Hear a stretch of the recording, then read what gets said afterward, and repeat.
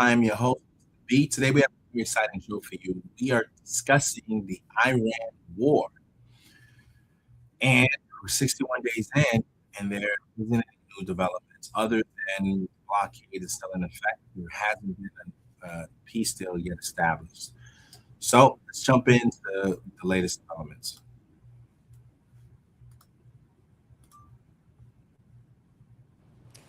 The United States and Iran are now locked in something that doesn't quite fit the conventional war category. It's not combat, it's not diplomacy, it's something in between, like a Cold War. Now, why am I saying this? Donald Trump launched what his administration called Operation Epic Fury against Iran. It launched airstrikes, imposed blockades. The goal was exert maximum pressure on the Iranian regime and crush its nuclear program. The result? Anything but simple. Iran's nuclear capabilities remain unbroken, and Trump, by all accounts, is furious about it. According to Axios, multiple senior US officials now believe that the situation is quietly settled into a stalemate, with no clear end in sight. The war has reportedly frozen, so what does a Cold War look like? Think of it like this: two rival countries who never directly fight but compete in every other way. Let me explain this in the context of the current conflict with four reasons. Reason number one: the Strait of Hormuz. Iran has blocked one of the world's most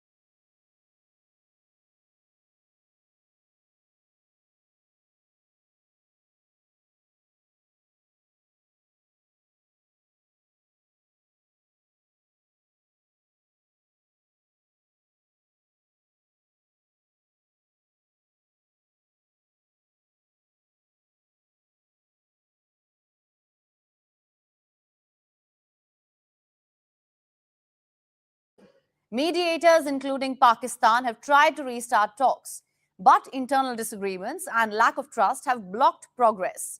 US wants nuclear guarantees from Tehran, but Iran says it is not ready for nuclear talks. Regarding the current situation, we have not considered the war to be over. From the day the fighting stopped and, in effect, a ceasefire or silence took place on the battlefield, since there is no trust in the United States and our enemies, we have continued in the same way as during the war, making serious efforts to update our list of targets. Now to reason number three. Inside the White House, the picture is one of frustration and indecision. Advisors familiar with Trump's thinking told Axios News he's oscillating between authorizing new military strikes and relying on economic pressure to force Iran to the table. They say that the US president is frustrated but realistic. He doesn't want the US to use force, but he's not backing down either. The frustration is showing up through his mixed messaging. Trump recently said that Iran is in a state of collapse. He claimed it was Tehran that had told him so. And then he posted an image of himself standing with a gun, with an AI-generated war background image. Trump captioned it, "No more Mr. Nice Guy," and wrote, "They better get smart soon." And finally, reason number four. We cannot talk about a frozen conflict without mentioning economic pressure. Historically, it has been used as a core weapon for the Cold War. Between 1947 and 1991, the US gave large financial aid to capitalist countries in Western Europe. keeping them economically tied to the United States and away from the Soviet Union. It imposed embargoes on Cuba, and that is what we are seeing here as well. The US has launched what can only be described as a financial siege on Iran. In the latest, Washington has designated 35 entities and individuals central to Iran's clandestine shadow banking network. The aim? Choke the major funding source that spends billions to support Iran's military, missile programs, and regional proxies. There's more. In just the last 10 days alone, the United States has sanctioned 14 individuals and entities linked to Iranian weapons procurement networks. It has issued sanctions on Tehran-linked cryptocurrency wallets. Chinese refiners processing Iranian oil have been sanctioned. Curbs have also been placed on Iranian airline networks, militia commanders, and oil smuggling routes. And that brings us to the human cost. Because behind the sanctions, the blockades, and the diplomatic theater, real people are suffering. Thousands of airstrikes have damaged more than 23,000 factories and corporations across Iran. 2 million jobs have been erased. An internet blackout is triggering mass layoffs. Iran's economy was already fragile. Per capita income had already fallen from $8,000 in 2012 to an estimated $3,500 this year. That's an almost 60% drop. And it is driven by years of Western sanctions, corruption, and inflation. US intelligence agencies are now quietly studying a peculiar question. What happens if Trump declares victory over the war? The concern is real. They worry that such a declaration could trigger unpredictable Iranian responses, military escalation, symbolic retaliation, or Iran simply spinning the narrative as a win for itself. Officials are also examining what they call the risk of miscalculation, where both sides interpret the same moment in completely different ways, leading to a new catastrophe. It seems the United States and Iran are no longer just fighting a war. It's a long game of pressure, patience, and power. When wars move from battlefields to economies, they don't end quickly. They drag on. They drain nations, and they reshape global power quietly.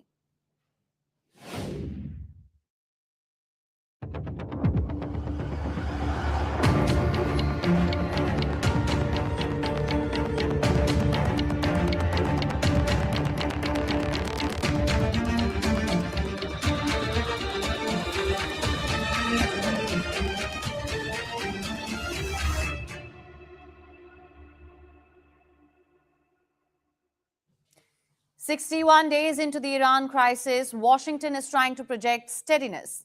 The White House says its pressure tactics are working on Tehran. The Pentagon says US forces remain prepared. Donald Trump says America is in a position of strength and that Iran is devastated and fractured. Now, on the surface, the message appears quite disciplined. But wartime governments are often tested, not only by events on the battlefield, but also by unity at home. And right now, Team Trump may be feeling some strain on that front. A new report is out. It is by The Atlantic, and it claims that Vice President J.D. Vance has privately been questioning the Pentagon's version of this war. He is said to have raised doubts about whether Trump is getting the full picture on the conflict. That is a serious claim, because it suggests the main debate may no longer only be about Iran, but also about what is happening inside the US government.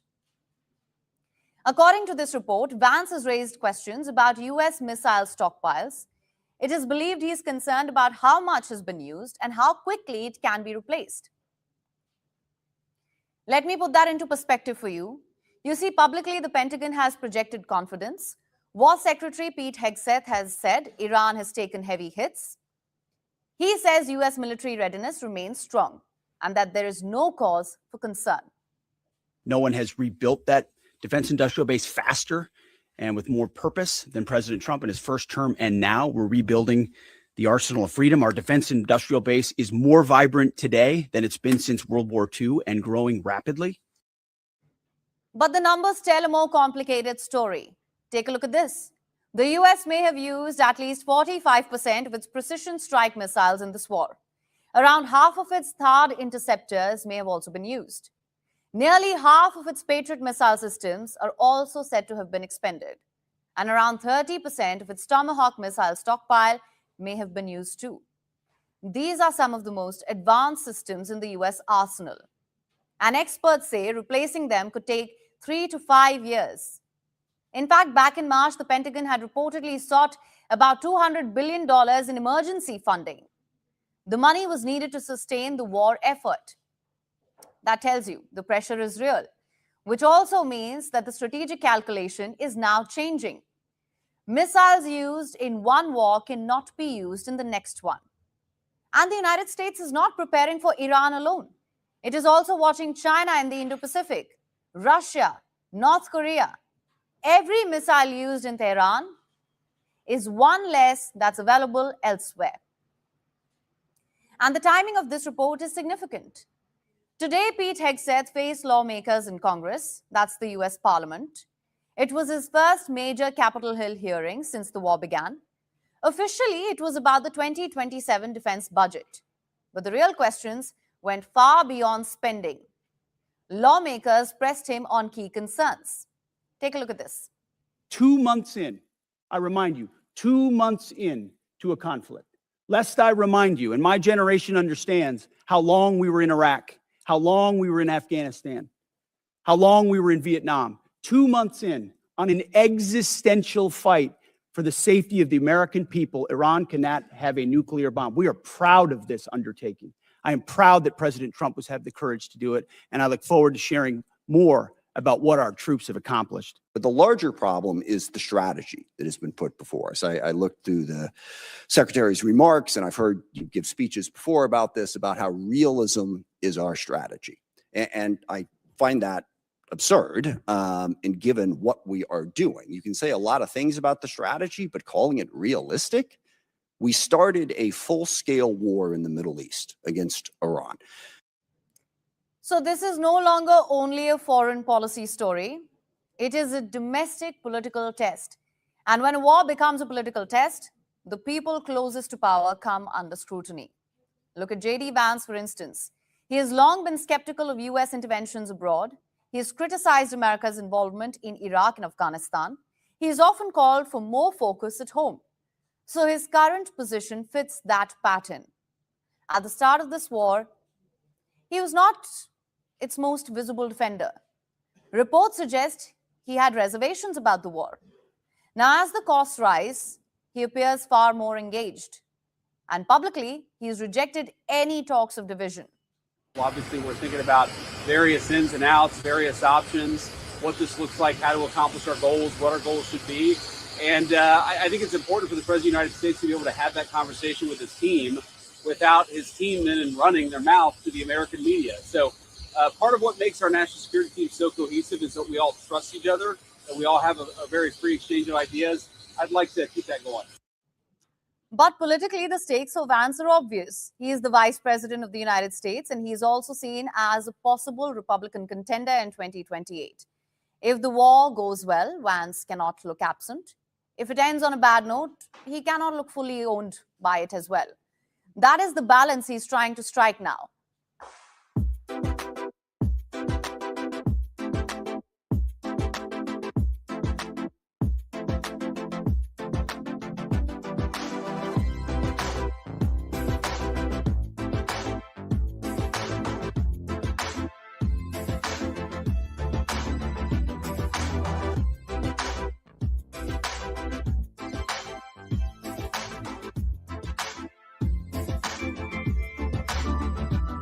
Comes next? Well, again, that's the president's decision to make. I would start out by reminding everybody that the level of sanctions on Iran are extraordinary. The pressure on Iran is extraordinary. And I think more can be brought to bear.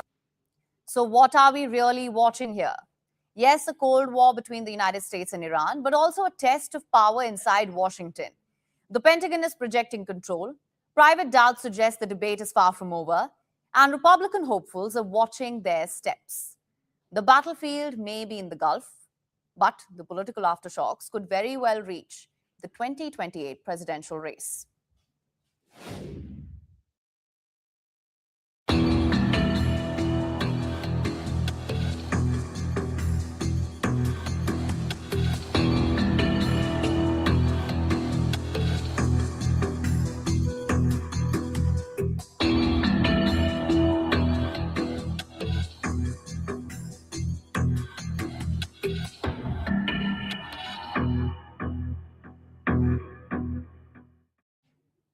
War is expensive, and when it breaks out, who cashes in on the chaos? The ones that sell the tools, bank on the fear, and fuel the machines. So amid this US-Iran war, big oil companies have got rich. Very, very rich. Take BP, for example. Its profits more than doubled in the first quarter of this year. The company capitalized on the surge in global oil prices and reported better than expected profits of $3.2 billion for the first quarter. That's more than double the $1.38 billion it made in the same period last year. Now, that's not all. French oil and gas giant Total Energies has reported that its net profit rose 51% in the first quarter to $5.8 billion. This has triggered immediate backlash and fresh calls for tougher windfall taxes on fossil fuel giants. And the outrage is not unjustified. Just take a look at the data on your screen right now. Oil prices have now hit their highest level since the US-Iran ceasefire. Brent crude has jumped 2.8% to $111.26 a barrel. US benchmark WTI rose 3.7% to $99.93 a barrel. Hopes for a deal, one that could have eased tensions in the Strait of Hormuz, which oil and gas is shipped through, were rising last weekend, until Trump scrapped a planned trip by his envoys to Pakistan for talks. But the global fallout from this war is deepening. From Europe to Asia, fuel shortages are spreading and affecting households. Long queues have been seen at fuel stations. In some places, drivers are waiting up to 12 hours to fill up. The oil shock has also increased the cost of daily necessities, including cooking oil. And now, with summer approaching, fears are growing that diesel and jet fuel shortages could cut down travel and vacation plans. Not just oil. The Hormuz situation has also severely impacted global gas markets, with nearly 20% of the world's liquefied natural gas, or LNG, at risk. As a result, ordinary people around the world are feeling the pressure. In Pakistan's Karachi, residents have resorted to storing gas in plastic balloons as a result of prolonged load shedding and low gas pressure that continues to disrupt daily life. With supplies unreliable, many say they have little choice. The gas stored in these specially designed plastic balloons is used for household cooking. Not only is this dangerous, it's expensive. It costs between 1,000 and 1,500 Pakistani rupees. But for ordinary citizens, this has become the last resort. The United States is also not immune. Gas prices there have surged to the highest level in 4 years, averaging $4.18 a gallon, and rising fuel prices are weighing heavy on farmers. Farming is one of those basic trades where without it, we wouldn't have anything to eat. And it's very essential for this generation and the next generation to have a consistent and affordable supply of food. Well, things are energy driven. Everything is energy driven to an extent. We're in a bad cycle. And, as bad as it is, you need prices for your product to be high, but then people can't afford to buy them. I mean, there is a no-win situation for us to get, or farmers to get what they need, then the consumer can't afford it.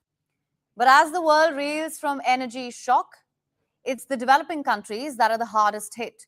Of course, most big economies have strategic oil reserves, and they've used them before to calm markets, ease price shocks, and buy some time. If things get worse, they'll do it again. In the short term, governments are asking people to work from home, carpool, cut back, use less. At the United Nations, India has flagged the global economic risk posed by any chokehold in the Strait of Hormuz.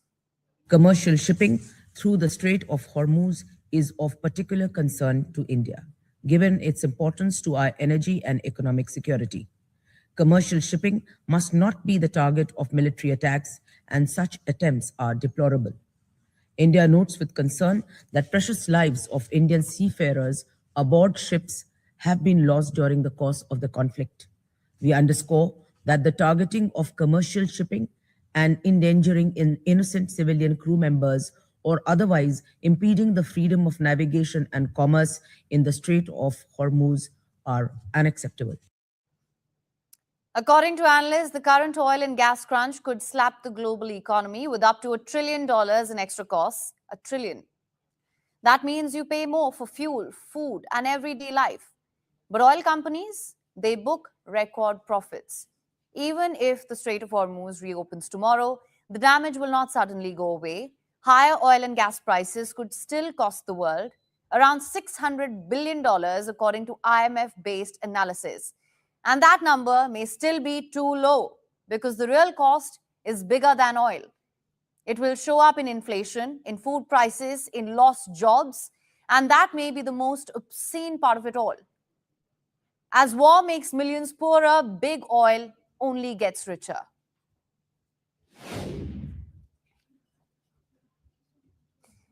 It's been over 24 hours since the UAE made the bombshell decision to quit OPEC, the oil cartel that has shaped global prices for decades. And so far, the market reaction has been surprisingly muted. Yes, oil prices remain high, but traders today were far more focused on the Iran war and the risk of wider supply disruption than on the 66-year-old oil cartel. Now, losing its third largest producer and one of its most influential members. So is this the beginning of the end for OPEC? Could other members eventually follow? Because the UAE's exit is not just an economic decision, it's also a political one. Because this has reignited scrutiny of the long-simmering rivalry between the UAE and Saudi Arabia. A rift that was largely masked in recent months by their shared anger over Iran's attacks on Gulf states. In the short term, leaving OPEC gives the UAE greater freedom to respond quickly to a future of constrained global supply without being bound by cartel production targets. To put it simply, it means the UAE can pump more and maximize profits. The timing and the way the UAE acted alone has now exposed deeper divisions in the Gulf. The announcement came without prior consultation. In fact, it came when leaders of the GCC, or the Gulf Cooperation Council, were holding an emergency. Parents of children who play Roblox. If your child was sexually exploited, abused, or pressured to share explicit content by someone they met on Roblox, you may qualify to file a claim. Estimated compensation varies depending on what happened and how it affected your child. For cases involving exposure to sexual materials, estimated compensation may range from $25,000 to $50,000. If your child was coerced into sending explicit content and is receiving ongoing mental health treatment, estimated compensation may range from $50,000 to $300,000.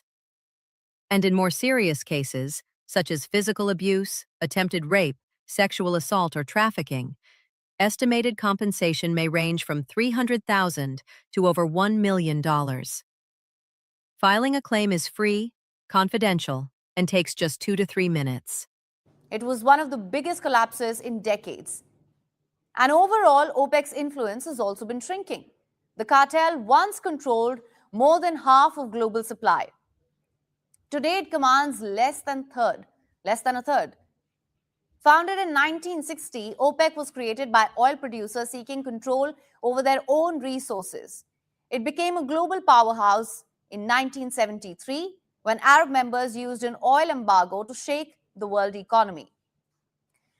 But that power slowly weakened. As non-OPEC producers, especially the United States, boosted output, the OPEC Plus expansion brought in new players like Russia. But quota breaches, internal disagreements, and limited ability to control supply have all raised questions about its unity. What's more, the UAE is not the first to walk away. Qatar, Angola, Ecuador, Indonesia, all have exited the grouping in recent years. For now, analysts say the UAE's departure alone may not break OPEC.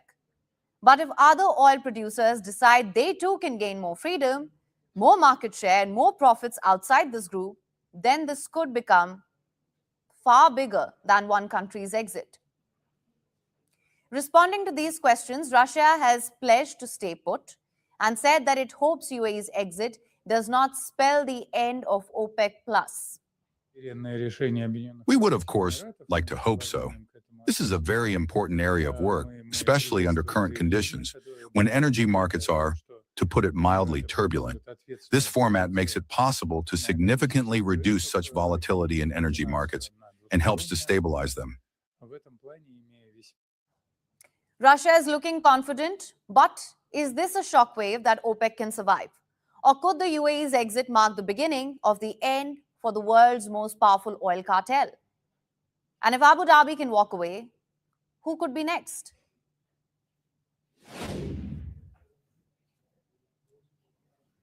India and gold. It's a love story. From weddings to festivals to family heirlooms, gold has never just been metal in India.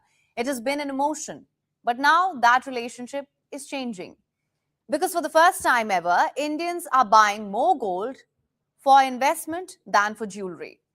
According to the World Gold Council, in the March quarter, investment demand for gold surged 52% to 82 metric tons. Jewelry demand, it dropped 66 tons. That is a 20% fall and a reversal of decades of tradition. In simple terms, Indians are no longer just wearing gold, they're betting on it. Now, when we say gold investment, what does that mean? It's not necklaces or bangles. It's gold bought purely to grow wealth. There are three main forms: gold bars and coins, which is physical gold, but not decorative, pardon me. Then there is digital gold, small app-based purchases that you can make anytime, and gold ETFs, which is paper gold, traded like stocks. A gold ETF or exchange traded fund is like buying gold without actually holding it. You invest through the stock market and the fund tracks gold prices. So no locker, no making charges, no fear of theft. And Indians are loving it.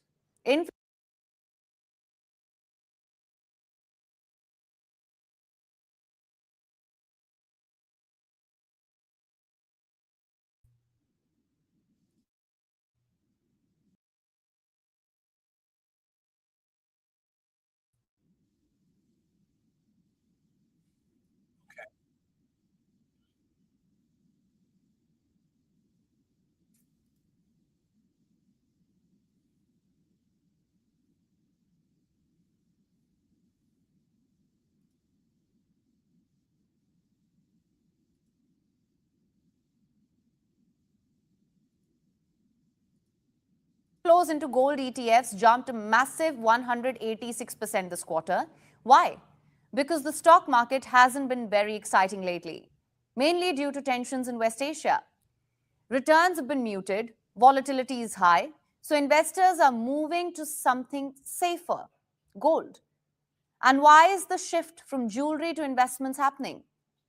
I'll give you three reasons for it. One, if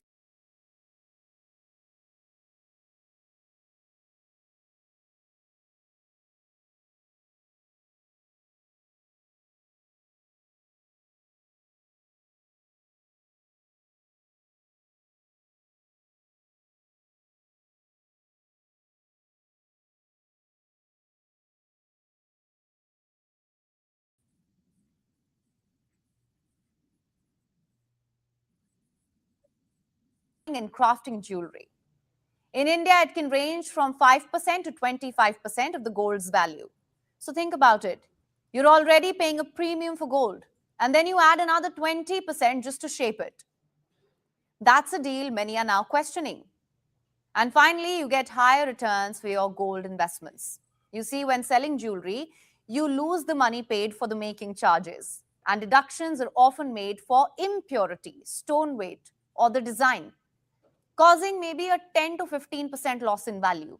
Conversely, gold bars and coins retain most of their value and are sold closer to the market rate. Gold has become expensive, very expensive indeed. Spot gold, which measures the current real-time market value, is currently trading at around $4,500 an ounce. Overall, the index has risen by 37% in the past year. Domestic gold prices have also nearly doubled since early 2025. So consumers are adjusting due to increasing gold prices. They're buying lighter jewelry, lower purity gold, studded designs instead of pure gold. Some are even exchanging old jewelry or taking gold loans. It shows that gold is no longer just cultural, it's becoming strategic. Take Akshaya Tritiya, one of India's biggest gold buying festivals. This year, the demand was muted because prices are simply too high. So even tradition is negotiating with affordability. For decades, jewelry dominated gold demand. Now investment is taking over. Reports suggest up to 40% of Indians could soon be buying gold primarily for investment. And this shift is expected to continue into 2026. India's relationship with gold is evolving. Indians are no longer just adorning gold, we are deploying it. The bangle has now become a balance sheet.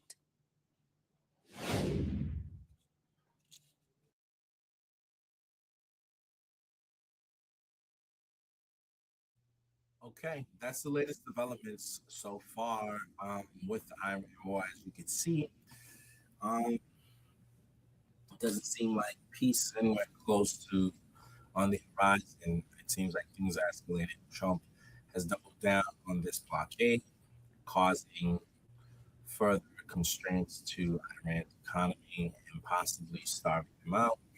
So it's really kind of putting their backs against the wall, and we have to see how the impact of that will be. You know, there was a story also about JD Vance questioning whether or not information is being told to the president, or if the Pentagon is withholding certain information to paint a different picture to Trump, thereby leading him to making decisions that may further hurt his legacy, not help his legacy. I do believe that he's not really getting an accurate picture of what's going on. But based on the information he has, I'm sure that's what he's making decisions on, which should hopefully give him some grace in the eyes of some of his supporters. If he's only getting certain information, then it explains why he's making certain decisions. With regard to the exit of the UAE into OPEC, I'm still trying to ask myself who that hurts more. Does that hurt Saudi Arabia more, some of the oil producing countries? I know the whole thing with OPEC is that they're eliminating competition with each other by all forming into one unit, one group, to determine what the global price will be for a barrel of oil that is sold. So whenever you have someone step out of that group, they don't have to block by the price set by the group. So in so doing, the other person can undercut the price set by the group. So if somebody says the price of a barrel of oil is $100 as set by OPEC, and then you have a few countries who have the capacity to produce a similar output or percentage of the output, and they can produce it at $50.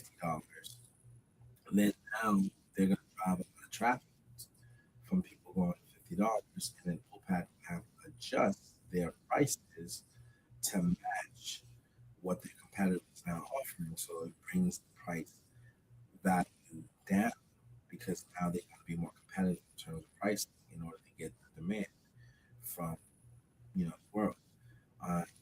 And in a way that kind of undercuts the group, and it creates an opportunity for consumers to get prices at a cheaper price. But still,